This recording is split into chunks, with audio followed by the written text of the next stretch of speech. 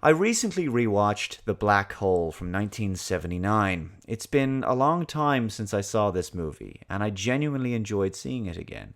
I think it's important to say that rather than viewing this as a cerebral space opera, The Black Hole is more like a kind of haunted house movie set in a space sci-fi setting. And of course, there are some nice action set pieces as well. Ultimately, there's not an awful lot going on in terms of overall story here. The characters are paper thin in terms of depth, and the villain is a walking mustache twirling cliche whose motivations seem underdeveloped and a little bit arbitrary at times. But the visuals are memorable. The soundtrack is really fantastic. The film is well paced, and action set pieces are enjoyable to watch. The USS Palomino, with its 6 crew members, discovers a black hole, and what's more, there's a vessel that appears to be just floating out there, abandoned, and somehow undisturbed by the powerful gravitational force of the black hole. The crew identifies the ship as the Cygnus, a vessel that Professor Kate McRae's father was on. The ship was presumed lost many years ago. So, the Palomino crew decide to investigate, and they head towards the ship. The Palomino briefly flies off course towards the black hole as they get close to the ship, but they manage to head back to the Cygnus. For some reason, there's a zero-gravity field around the vessel. The Cygnus lights up as they approach, and they decide to board it in order to make repairs to the Palomino. I must say, the sets in this film are really very good, but the visuals and space shots are not quite as high quality as something like 2001: A Space Odyssey, although they are very good for the time.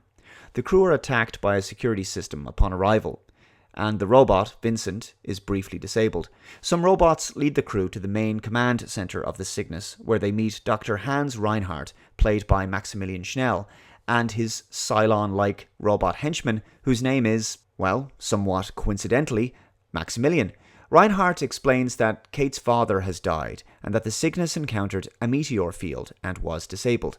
Communication systems were destroyed. He told the crew to abandon the ship, and he decided to remain aboard himself. So Reinhardt has lived alone with only robotic companionship for 20 years. The Cygnus is held in position and resisting the pull of the black hole via an anti-gravity technology. Reinhardt intends to fly the Cygnus into the black hole and explore what's inside. While exploring the ship and snooping around, Captain Dan Holland finds old crew quarters and personal items and observes something very odd indeed. A robot funeral. Something doesn't seem quite right. Vincent befriends an older, damaged robot named Bob, a similar model to himself, and he explains that the robots are actually former humans. They were the crew of the Cygnus. They were lobotomized and turned into slaves by Reinhardt. He refused to return home, so he trapped and reprogrammed all of them, because they wanted to return to Earth and he didn't. Vincent explains this to the crew. So they plan to try to take control of the Cygnus from Reinhardt, and they want to reprogram the robots and fly back to Earth before he launches the ship into the black hole. But when Dr. Durant and Kate McRae realize the truth about the robots, they try to escape, but Reinhardt orders that Maximilian intercept them.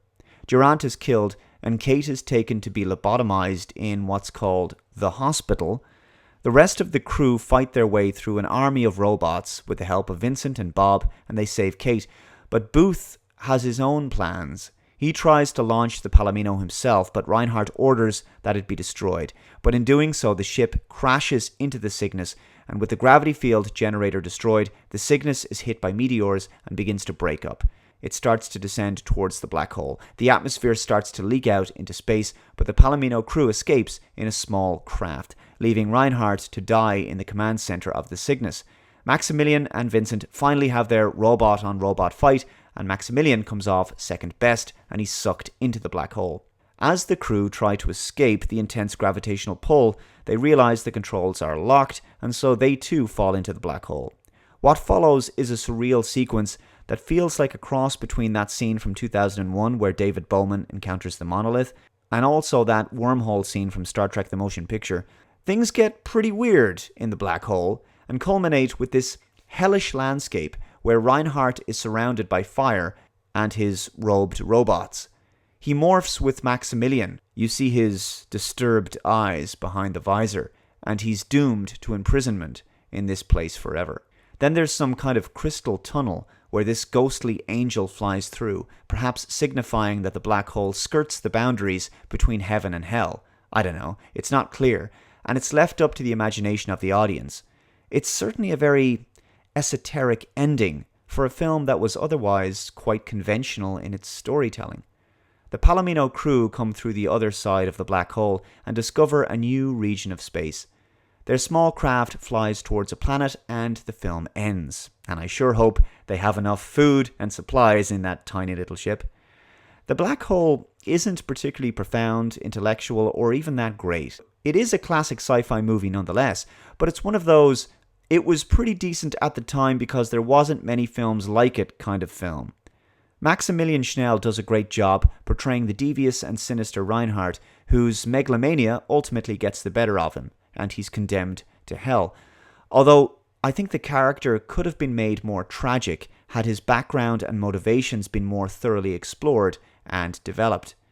Very little character backstory is really offered for the rest of the cast, but all of the actors do the best they can with what little they're given. The robots have a genuinely spooky and macabre element to them, and the cult-like robes make them that little bit creepier. But I can't help but feel that aspects of this film were heavily influenced by Star Wars, especially the robot guards and the laser gun shootouts. For example, the very flamboyant Vincent always reminded me of a cross between C-3PO and R2-D2. It always felt like Disney were sort of cashing in on the popularity of Star Wars. As a result, very little of the film feels truly original or unique. As this was Disney's first big-budget space sci-fi film, maybe they wanted to play it safe by making it derivative and incorporating similar concepts and ideas that were already familiar to science fiction audiences of the time. At just over 90 minutes, The Black Hole is a short and sweet bit of distraction that makes for an entertaining popcorn affair.